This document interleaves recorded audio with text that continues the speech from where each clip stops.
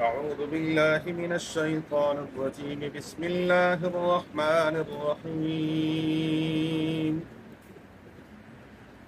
أم يقولون افتراه قل فأتوا بعشر سور مثله مفتريات وادعوا من استطعتم من دون الله من دون الله إن كنتم صادقين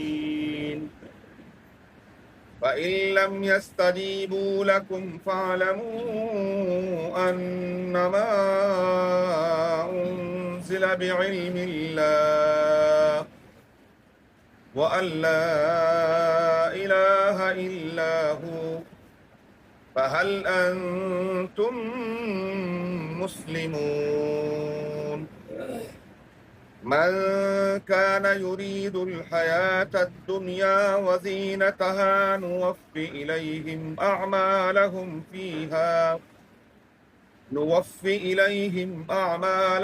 فيها وهم فيها لا يبخسون أولئك الذين ليس لهم في الآخرة إلا النار وحبط ما صنعوا فيها وباطل ما كانوا يعملون ہم یقولون افترا، کیا وہ کہتے ہیں کہ اس قرآن کو آپ صلی اللہ علیہ وسلم نے اپنی طرف سے گڑھا ہے؟ قل، آپ فرما دیجئے میرے محبوب صلی اللہ علیہ وسلم، فَأْتُوا، بس لے آؤ، بِعَشْرِ سُوَرٍ مِثْلِهِ، اس جیسی 10 صورتیں، مفتریات گھڑی ہوئی، وَادْعُوا، اور بلا لو، مَنِ اسْتَطَعْتُمْ، جن کو تم بلا سکتے ہو، من دون اللہ، اللہ تعالیٰ کے سوا، ان کنتم صادقین، اگر تم سچے ہو، وَإِن لَّمْ يَسْتَجِيبُوا لَكُمْ، اگر وہ جواب نہ دے سکیں آپ کو، تو فَاعْلَمُوا، بس خوب جان لو، انما انزل بعلم اللہ، پختہ بات یہ ہے کہ اللہ تعالیٰ نے اس کو اپنے علم کے ساتھ ہی اتارا ہے، وَأَن لَّا إِلَٰهَ إِلَّا هُوَ، اور یہ کہ اللہ کے سوا کوئی عبادت کے لائق نہیں ہے، فَهَلْ أَنْتُمْ مُسْلِمُونَ، بس کیا تم مسلمان ہونا چاہتے ہو، یعنی مطیع اور فرمانبرداری کرتے ہو؟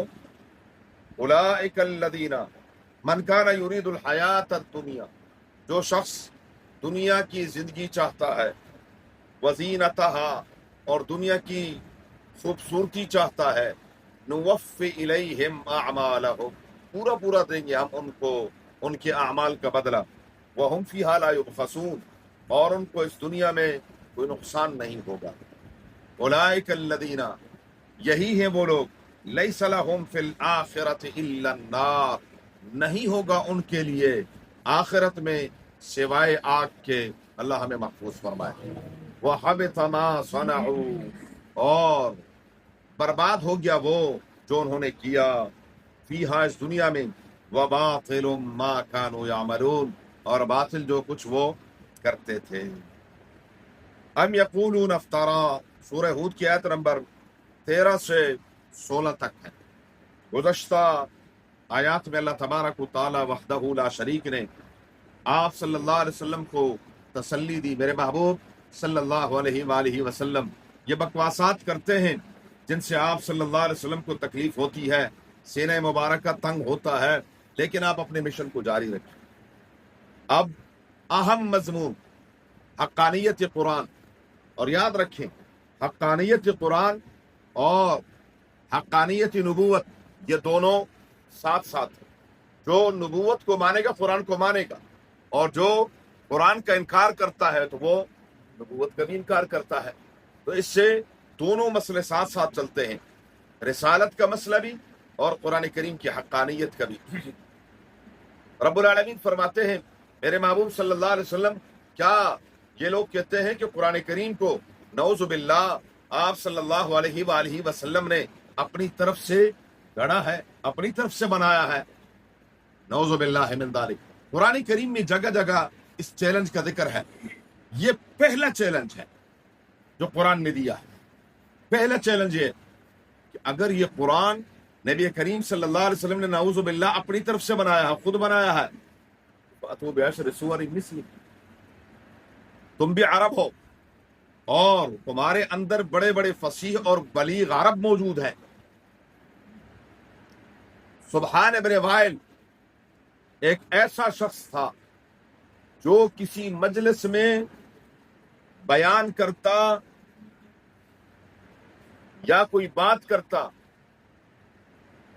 1 سال تک وہ الفاظ دوبارہ زبان پر نہیں لاتا۔ اگر وہ مضمون دوبارہ کہیں بیان کرنا ہوتا، الفاظ مختلف ہوتے۔ انسان سوچ نہیں سکتا 1 سال تک، ہم ایک دن میں نہیں کر سکتے کہ جو الفاظ صبح بولیں سارا دن نہیں بولیں گے، وہی اگر ضرورت پڑے گی اس کے لیے الفاظ بدل لیں، نہیں کر سکتے۔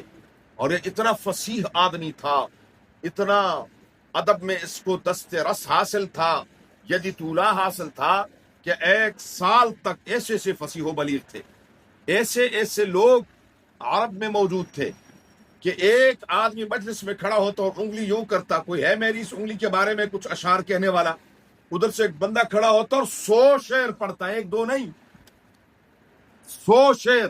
یہ انگلی ایسی ہے، ایسی ہے، ایسی ہے، اس میں یہ خوبیاں ہیں، یہ خوبیاں ہیں، یہ خوبیاں ہیں، پھر اس کی یہ برائیاں ہیں، یہ برائیاں ہیں، یہ برائیاں ہیں۔ ایسے ایسے فصیح و بلیغ لوگ تھے۔ اور صرف اس دور کے لیے نہیں، یہ قرآن کا یہ چیلنج قیامت تک کے لیے۔ اور یہ ہمارے قریب میں اکبر کے دور میں، اکبر کے دور میں فیضی گزرا ہے، فیضی، جس نے اکبر کو گمراہ کیا۔ اکبر خود گمراہ نہیں تھا، لیکن ملا مبارک تھے، یہ بڑا قابل آدمی تھا۔ وہ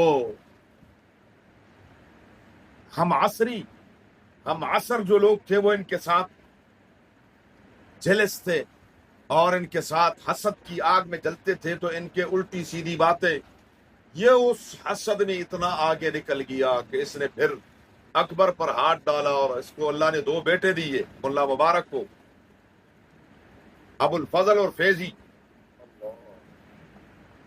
ابو الفضل اور فیضی ایسے تھے کہ غضب کے ذہین تھے، ذہانت اتنی تھی کہ اگر اکبر کے پاس کوئی آ کر اس کے شان میں قصیدہ کہتا تو فیضی زیادہ ذہین تھا، تو فیضی کہتا یہ آپ نے میرے اشعار سنائے ہوئے۔ وہ اتنا ذہین تھا کہ جو ایک بار سن لیتا تھا اس کو سب یاد ہو جاتا تھا۔ تو وہ کہتا نہیں یار، یہ تو میں ابھی بنا کے لے کر آیا ہوں، اور یہ میں نے ان کی شان میں یہ قصیدہ لکھا ہے، بادشاہ سلامت کی۔ کہتا جھوٹ بولتے ہو، ابھی سنا دوں اپنے اشعار میں؟ اسی ترتیب سے وہ سنا دیتا۔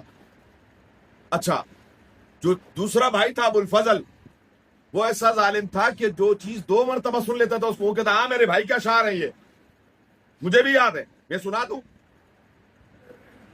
وہ بیچارے دندان انگوش بدندان رہ کر یہ کیا بلائیں۔ آج بھی دنیا میں ایسا عجوبہ فیضی کا موجود ہے، آج بھی اس نے قرآن کی تفسیر لکھی ہے بے نقط، سواطع الالہام، اس کا نام ہے سواطع الالہام۔ قرآن کریم کے الف لام میم سے لے کر والناس تک اس شخص نے تفسیر لکھی ہے، اور ایک حرف ایسا نہیں جس پر نقطہ ہو۔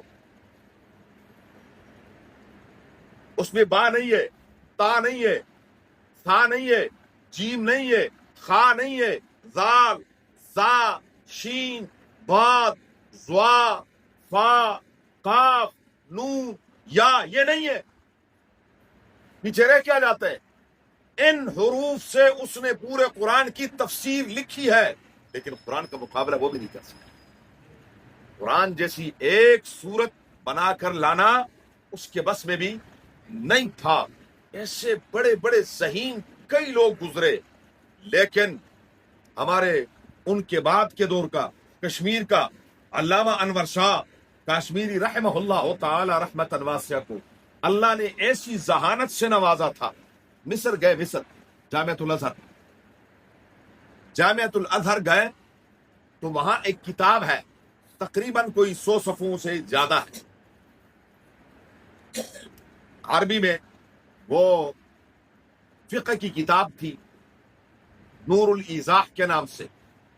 वो उनको पसंद आ गई, तो जामियतुल अजहर के जो लाइब्रेरियन थे उनसे कहा कि इसके लिए फोटोकॉपी करवा ली, मुझे बड़ी पसंद आई है, मैं वहाँ हिंदुस्तान ले जाऊंगा तो चलो वहाँ इसको छाप दूंगा, लोगों को इससे फ़ायदा होगा। उन्होंने कहा जी हमारी लाइब्रेरी के कवानीन ये है कि यहाँ से किसी भी किताब का कोई भी सफ़ा आप स्टेट नहीं कर सकते, पढ़ सकते हैं।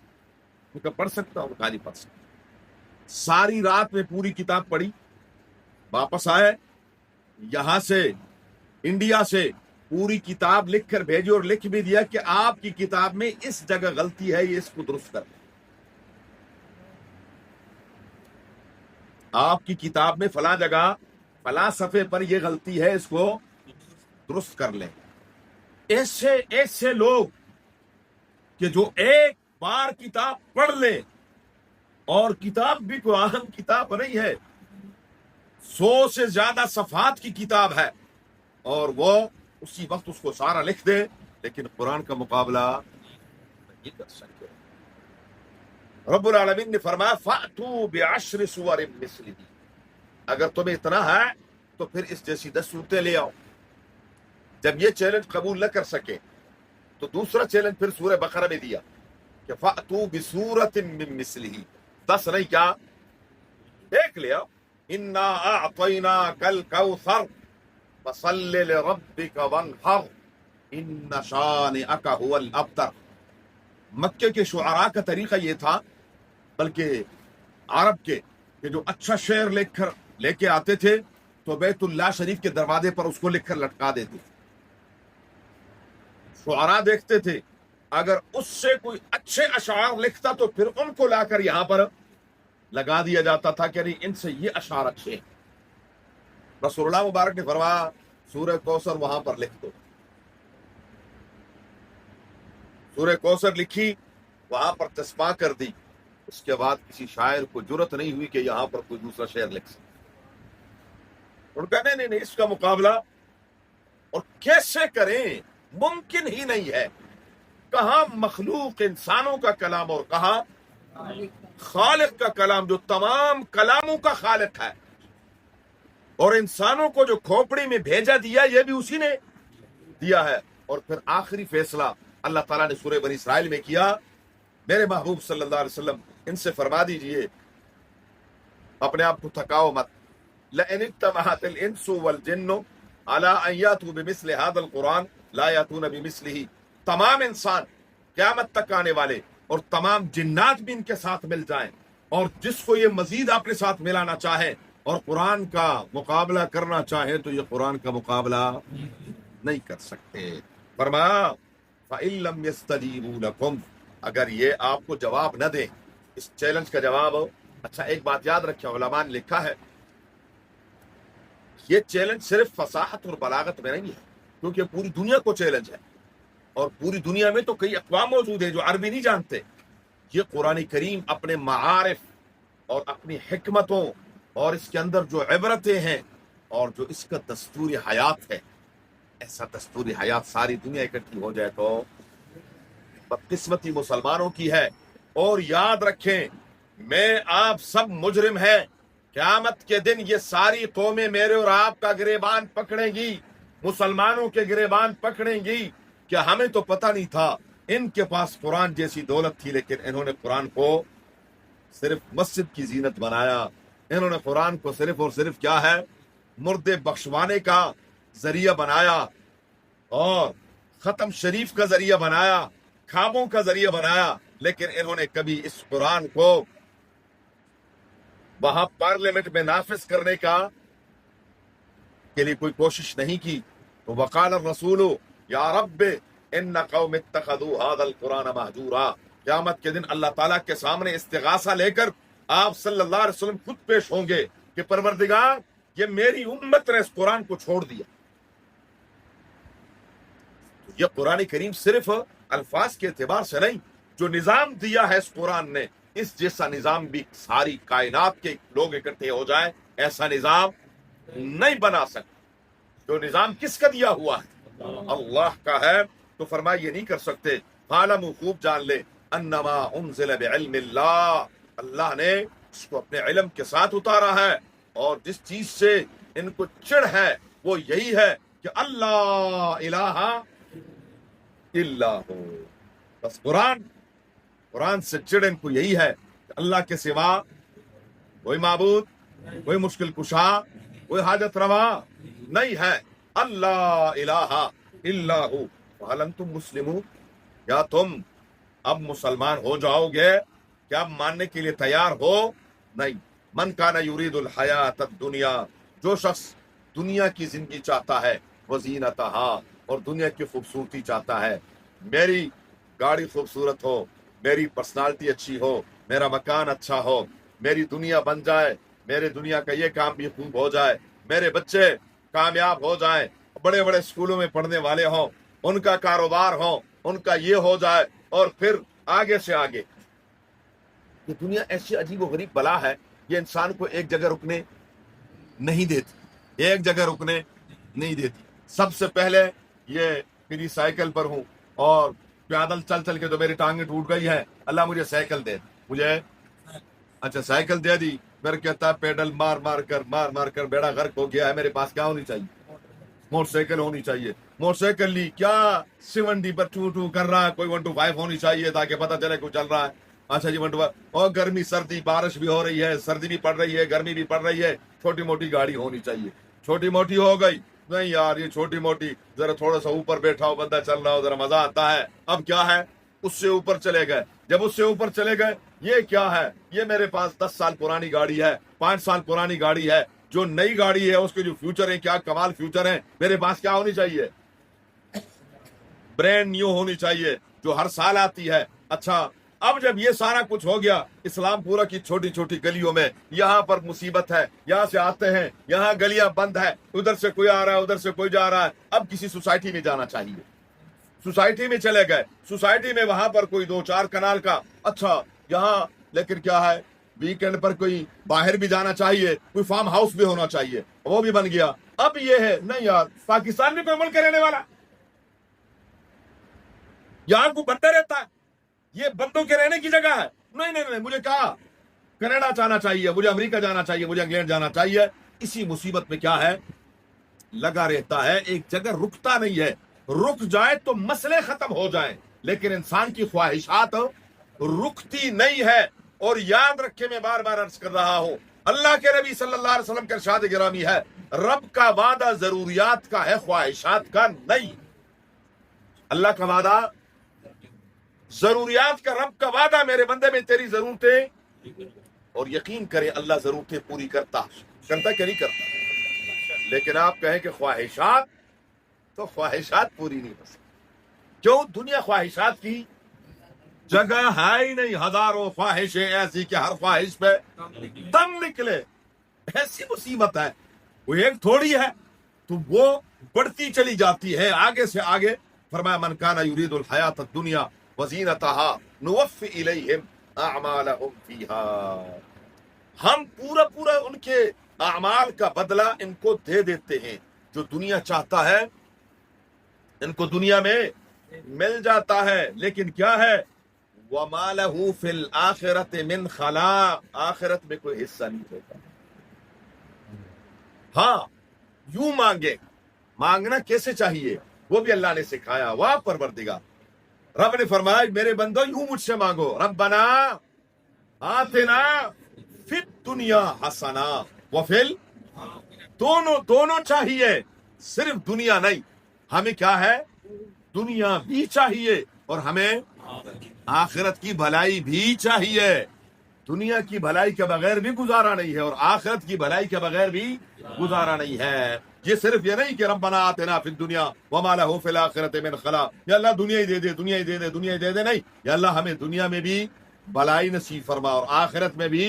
یہ بڑی جامع دعا ہے، مانگا کرے اپنے دعاؤں میں، اس دعا کو شامل کر لیں، یاد کر لیں، ربنا آتنا وفی الآخرۃ حسنہ وقنا عذاب النار. بہرحال اولئک الذین، یہی لوگ ہیں لیس لہم فی الآخرۃ، جو دنیا مانگتے ہیں، دنیا کے پیچھے لگے ہوئے ہیں، آخرت کی کوئی فکر نہیں ہے، تو ان کے لیے آخرت میں سوائے آگ کے کچھ نہیں ہوگا. جو کافر ہیں وہ بھی بڑی نیکیاں کرتے ہیں، بڑے بڑے رفاہی ادارے، بڑے بڑے معاملات ہیں، لیکن بیچاروں کو جو کچھ ہوگا دنیا میں مل جائے گا، آخرت میں. ہاں، گلاب دیوی یہ ہسپتال، یہ لارڈ میو ہسپتال، اور یہ آپ کا گنگا رام ہسپتال، سر گنگا رام کا، یہ کتنے ہسپتال ہیں. اب بھی یہ سارا کچھ ہے، لیکن ایمان کے بغیر ہر نیکی کیا ہے؟ صفر. اللہ تعالیٰ فرماتے ہیں جو ایمان کے بغیر کوئی نیکی دنیا میں کرتا ہے اس کا بدلہ میں دنیا ہی میں دے دیتا، جس طریقے سے بھی دیتا ہے رب دنیا میں پورا کر دیتا ہے، آخرت میں. اور مومن کے اعمال کا بدلہ اللہ تعالیٰ ادھر کے لیے.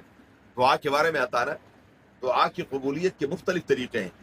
مختصر یہ کہ کبھی کبھار اللہ تعالیٰ اس دعا کو آخرت کے لیے ذخیرہ کر لیتے ہیں، اور جب آخرت میں اللہ تعالیٰ اس دعا کے بدلے میں اجر عطا فرمائیں گے تو یہ بندہ تمنا اور خواہش کرے گا کاش دنیا میں میری کوئی دعا قبول نہ ہوئی ہوتی اور مجھے ساری دعاؤں کا بدلہ کہاں ملتا. اس لیے مانگا کریں، خوب مانگا کریں، زیادہ سے زیادہ مانگا کریں، دنیا بھی مانگے، آخرت بھی مانگے، ہر نعمت اللہ سے اچھی مانگے. اس کی مرضی دے یا نہ دے، یہ تھوڑی ہے کہ آپ جو لکھ کر دیں گے تو ٹھک کر کے اس نے دے دینا، لیکن کم از کم فائدہ تو ہوگا. مانگنے کا فائدہ ہوگا، یہاں نہیں دے گا تو وہاں تو دے گا ہی دے گا. اور اگر یہ نہیں ہے، کبھی ایسا بھی ہوتا ہے کہ آپ نے مانگا، ادھر سے مصیبت آنے والی تھی، اس نے جا کر اس کو کیا کر دیا؟ روک دیا، وہ مصیبت ٹل گئی. یہ ہے کہ دعا مانگنا کسی بھی صورت میں انسان کے لیے نقصان دہ نہیں ہے، بلکہ کیا ہے؟